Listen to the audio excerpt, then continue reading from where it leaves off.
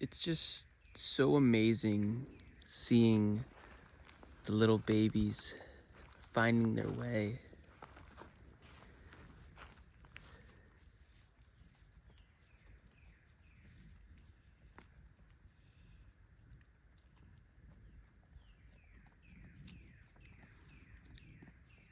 These sheep, so we have the 6 mamas and the 5 babies. This has basically been one of their winter paddocks. You see the trees here, you have some evergreen trees, and they're pretty much surrounded in the woods. So these trees are acting as basically a windbreak, protection for them. So, you could call this an outdoor barn. You could call this a living barn. There's the yurt I've been staying in. Right now, between these 11 friends, they're getting 2/3 of a bale of hay. And you can see like some of it gets matted in. You want to change where you actually distribute the hay in the paddock. So, because this is also basically a mulch, it's adding, organic matter, nutrients, to the soil. But they're kind of like laying in their food, which is interesting. It's probably warmer, it's warm and it's dry, but the more you mat it down, the less you can eat. But it does look kind of fluffy. I guess it's kind of amazing if you could lay in bed and be eating your bed at the same time. It's kind of an abundant feeling. I'm excited for about a week or two because you get these sheep onto some pasture, which is almost ready for them. Still have a little bit of prep maintenance to do out on this first one here.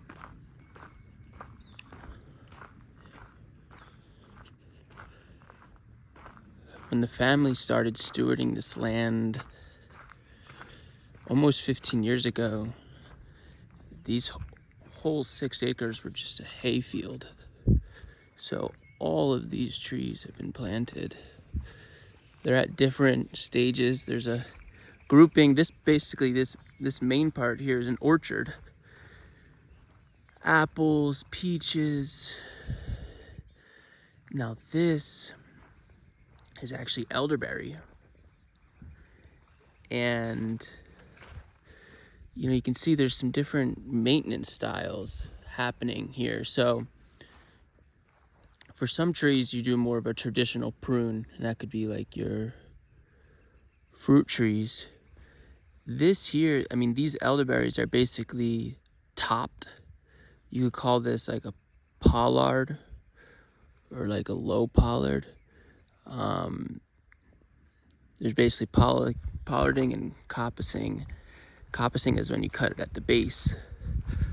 Pollarding is when you basically leave a pole pollard. Now we have to clear these trees, but you could see the pasture.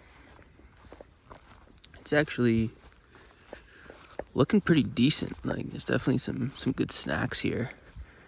Now this is another elderberry patch. You could actually just maybe even call it a thicket once it's all going to be growing in. These have been coppiced. See, they're cut at the base with like a little bit left. Now, this past week, we just put all of this amazing compost or soil. It's the straw that was inoculated with the mushrooms. And after the mushroom's already fruited, this is the quote-unquote waste product, but it actually becomes the fertilizer and compost. I mean, if you look at this stuff, it's super rich. It's actually look, still mushrooms. There's still mushrooms growing here. So this pile is older. This pile is newer. So you can see it hasn't broken down as much. It's a lighter color. This stuff looks like dark, rich soil. I mean, I was bummed the day I was moving all of it. It was like 30 degrees. It was like snowing, like a dusting of snow. So I actually really didn't get to lay down and kind of, our skin is porous, so we can actually take in, nutrients, bacteria right from there. So you want to get your gut microbiome up, get some of this good stuff here. But I'm talking good stuff, no chemicals, just the planet, just the earth. So beautiful. So here's some other management practices. This is a great example of a pollard. And you can see it's basically just cut. It looks like a fence post, but this is actually gonna grow back. Now you can't do this with every species, but these are black locust trees. Super awesome tree. They got some pretty wicked thorns on them, but super fast growing, rot resistant wood. And it's also a nitrogen fixer, which is really cool for a tree to be a nitrogen fixer, because that means it's taking the nitrogen out of the atmosphere and bringing it into the soil. So basically we did that, and then some have been already actually cut at the stump. So that's been coppiced. Now you can see, here's the tree. I was getting a little chainsaw lesson, which was fun. And this rot resistant wood is an amazing fence post. And these trees were only like 8 years old. So pretty cool.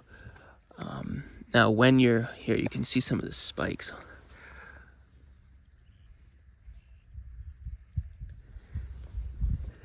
When you're coppicing it, you want to leave lots of different, surface area for future growth to come back up to.